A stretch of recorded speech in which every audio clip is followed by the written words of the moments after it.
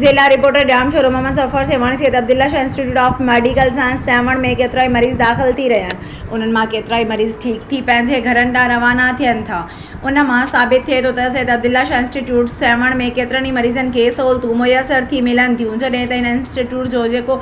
Additional director doctor Ali Asgar Soomro बिल्कुलु रोज़ाना जी बुनियाद ते इंस्टीट्यूट अस्पताल जे तक़रीबन वार्डनि जी विज़िट करे मरीज़नि खां मालूमात वठे थो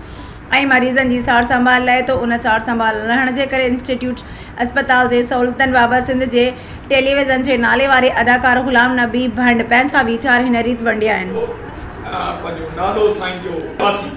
वहीद अब्बासी जो आऊं शुक्रगुज़ार आहियां जे मुंहिंजी घरवारी जो ऑपरेशन ॿिया डॉक्टर हुन सां गॾु हुन जो बि शुक्रगुज़ार आहियां, पर बेहद शुक्रगुज़ार आहियां पंहिंजे असगर साहब सुमरे साहब जो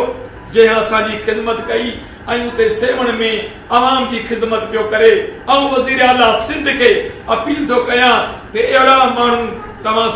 सेवण में रखंदो, इंशाअल्लाह ताला या अस्पताल में को शिकायत कोन कंदो ऐं अहिड़ा माण्हू हूंदा त ग़रीबनि जी मदद कंदा ऐं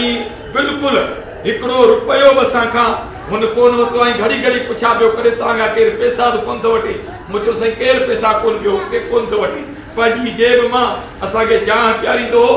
मां हुनजो बेहद शुक्रगुज़ार आहियां, अलाह हुनखे ख़ुशि कंदो। असगर साहब जो सुमरे साहब जो सेवण अस्पताल में मुंहिंजी ख़िदमत छा, पर पूरी अस्पताल जी जेके बि माण्हू आहे ग़रीबनि खे घड़ी घड़ी पुछंदो, कमरे कमरे में वञी पुछंदो त बाबा तव्हांखे का तकलीफ़ त कान्हे, सभई हुनखे दुआऊं कनि पिया। आऊं बि हुनखे दुआ कयां थो, वज़ीर आला सिंध खे आऊं अपील थो कयां अहिड़ा सुहिणा माण्हू ऐं जेके आहिनि अहिड़ा सुठा माण्हू रखंदो त अलाह कंदो त ग़रीबनि जो इलाज बि थींदो, ग़रीबनि जी मदद बि कंदो ऐं ग़रीबनि जो यार बि आहे ऐं अहसासमंद आहे ऐं बिल्कुलु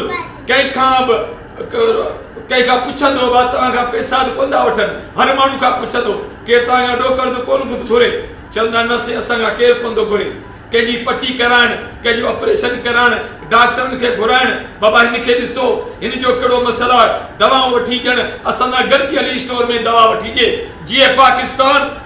जीअं भुट्टो।